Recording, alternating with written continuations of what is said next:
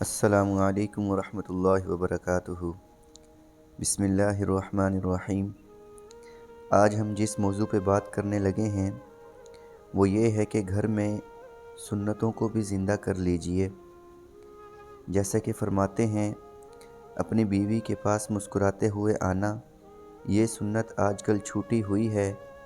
جو بے دین ہیں وہ فرعون بن کر آتے ہیں، بڑی بڑی مونچھیں تان کے، آنکھیں لال کر کے، تاکہ ذرا روب رہے، ایسا نہ ہو کہ مجھ سے بیوی کچھ کہہ دے، اس لیے اس پر روب جمانے کے لیے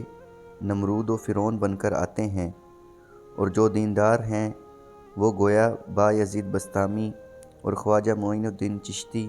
اور بابا فرید الدین عطار بن کر آتے ہیں، مراقبہ میں آنکھیں بند کیے ہوئے گویا عرش پر رہتے ہیں، زمین کی بات تو جانتے ہی نہیں، بیوی کی طرف محبت بھری نگاہ سے دیکھیں گے ہی نہیں، بات بات پر جھڑک دینا، وہ بیچاری بات کرنا چاہتی ہے، یہ تسبیح لیے بیٹھے ہیں۔ دن بھر وہ بیچاری آپ کی منتظر ہے کہ اب میرا شوہر آئے گا تو اس سے دل بہلاؤں گی،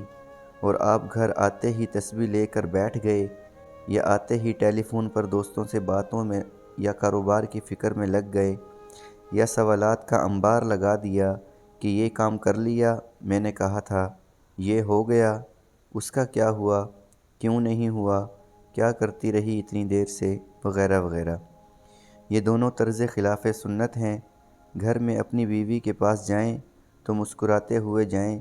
اس سے باتیں کریں، خیر خیریت دریافت کریں، اس کے کاموں میں ہاتھ بٹا کر سنت زندہ کیجئے اور اللہ تعالیٰ کو خوش کیجئے۔ ہم دوستوں میں تو خوب ہنسیں، خوب لطیفے سنائیں، اور بیوی کے پاس جا کر سنجیدہ بزرگ بن جائیں،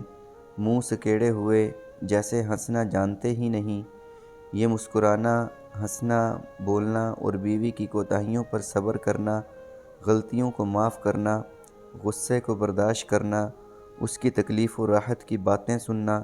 دل جوئی کی باتوں سے اس کو خوش کرنا، اس کو شرعی پردہ کے ساتھ کسی پاکیزہ تفریح کے لیے لے کر جانا، اس کو جیب خرچ اپنی وسعت کے اعتبار سے دے کر اس کا حساب نہ لینا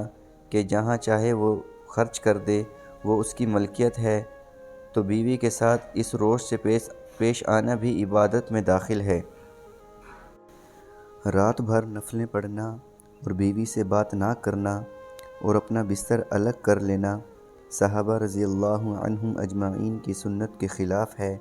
اپنے ہاتھ سے بیوی کو کھانا کھلانا اور اس کی خوشی کی خاطر کسی چیز کو خریدنا بھی ثواب ہے، لہٰذا اپنے گھروں میں یہ طریقے آزمائیے اور یہ سنتیں زندہ کیجیے۔ اللہ تعالی ہم سب کو خوشگوار ازدواجی زندگی عطا فرمائے۔